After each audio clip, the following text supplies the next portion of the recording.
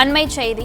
சென்னை எழும்பூரில் நகை வியாபாரியை கடத்திச் சென்று 30 லட்சம் ரூபாய் பணம் மற்றும் 1/4 கிலோ தங்கம் கொள்ளை என புகார். இது பற்றிய மேலும் விவரங்களை வழங்குவதற்காக எமது செய்தியாளர் கதிரவன் இணைப்பில் உள்ளார். கதிரவன், வணக்கம். இது பற்றிய மேலும் விவரங்கள் என்ன, சொல்லுங்க. சென்னையில நகை வியாபாரி ஒருவரை காரில் கடத்தி சென்று 30 லட்சம் ரூபாய் பணமும் 1/4 கிலோ தங்கமும் கொள்ளையடிக்கப்பட்டதாக காவல் நிலையத்தில் புகார் அளிக்கப்பட்டுள்ள சம்பவம் பெரும் அதிர்ச்சியை ஏற்படுத்தியிருக்கிறது. பழைய காவல் ஆணையர் அலுவலகம் அருகே இந்த கடத்தல் சம்பவமானது நடைபெற்றிருக்கிறது.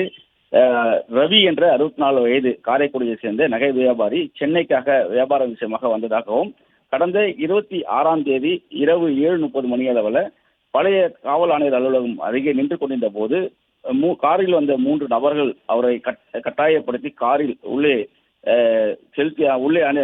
கடத்தியதாகவும், அதன் பின்னர் மேலும் காரில் இருந்த 3 நபர்கள் அவர் கண்களை கட்டி கொண்டு போரூர் ராமச்சந்திரா மருத்துவமனை அருகே அவரை அடித்து அவரிடமிருந்த 30 லட்சம் ரூபாய் பணத்தையும் 1/4 கிலோ தங்கத்தையும் பறித்துக் கொண்டு அவரை அங்கே வெளியே தள்ளிவிட்டு சென்றதாகவும், உடனடியாக காவல் கட்டுப்பாட்டு அறைக்கு அவர் தகவல் தெரிவித்த நிலையில் கடத்தப்பட்ட இடம் வந்துட்டு எழும்பூர் என்பதனால டிசி அவர்களிடம், அதாவது துணை ஆணையர் ட்ரிபிள்கனிடம் புகார் அளித்ததாகவும், அதன் அடிப்படையில் தற்போது எழும்பூர் போலீசார் சம்பந்தப்பட்ட ரவியிடம் புகாரை பெற்று சிசிடிவி காட்சிகளை ஆய்வு செய்து காரில் கடத்திய நபர்கள் குறித்து விசாரணைகள் மேற்கொண்டு வருகிறார்கள்.